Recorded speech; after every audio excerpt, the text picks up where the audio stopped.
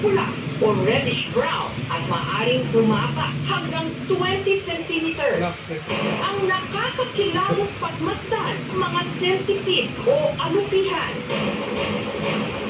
Kung nangingilabot na kayo sa kanilang itsura, mas nakapangingilabot ang nangyari sa isang bata sa Digos City, Davao del Sur na pinaniniwalaan ng alupihan.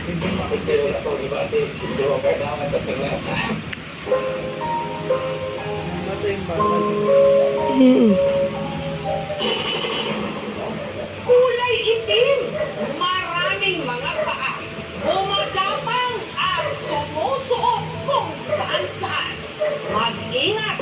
Nito lang hapon ng August 10, nadatnan ni Lola Magdalena ang isang taong gulang niyang apo na si Hyacinth na iyak dahil sa namumula at namamaga nitong baba. Alas 4 ng radio, ano po liog niya magpuan na inagpulang. Ang ina ni Baby Hyacinth may kondisyon sa pag-iisip kaya si Lola Magdalena ang nag-aalaga sa kanyang apo. Kung siya nga niyontan, nabigay niya amay, ang tumupo, siya napakalo pa na wala man na niyang bagbang puan. Pero wala man magpuan ang bata nga nagulya. Ay, murag humbag ba? Mukuhan mo na dahil. Dili, wala tayo lang pagpuan ako, paghalo. Panay po ang iyak eh. Nung tinignan ko, may mag-ano yung dito ng bata, yung ilalim ng buwanga niya, iba na yung kulay. Di ba, pero naglang pinig. So, anak ko na buwan, isang, ngayon siya nga, alam mo kung ano man eh, di man nagpinig ang nagpuan nagpaa, kay ito man ang pinaakan niya, di man pula. Si Baby Hyacinth, dinala nila sa albularyo. Katong kumbaga sa atin, murag kalala na pula-pula, kaya itong mga doda, murag pilaga siguro ni. Ang sanggol, pinahira ng langis o lana. Kaya lalo mag-apply po ng langis or lana sa lahat ng wound, especially the patient is a baby. Kasi we never know how they prepare lana. Pero kinabukasan, mas lumala pa ang lagay nito hanggang sa nagdesisyon na silang dalhin ito sa ospital. Yan mo ang kanyang dulo, mayroong butas dito na may tumutulong tubig po. Pero habang kinukunan ng blood pressure si Baby Hyacinth, laking gulat nila sa nakitang gumapang sa batok ng sanggol.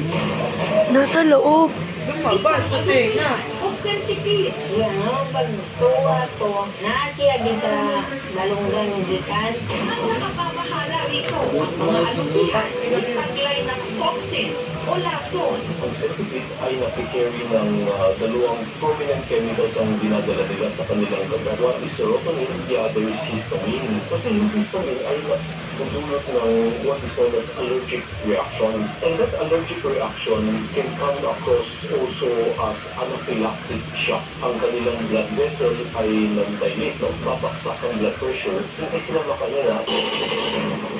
Pero ang tubong Bacolod City sa Negros Occidental na si Christian, imbes na matakot sa alupihan, ginawa pa niya itong pet. Meron nga siya ngayong mahigit 100 nito na nakasilip sa clear na plastic containers. Kasi wala ko dati yung sa dalawang piraso lang. Ngayon, meron akong I have 22 pieces of adults and I have 100 plus milligrade na mga alupihan.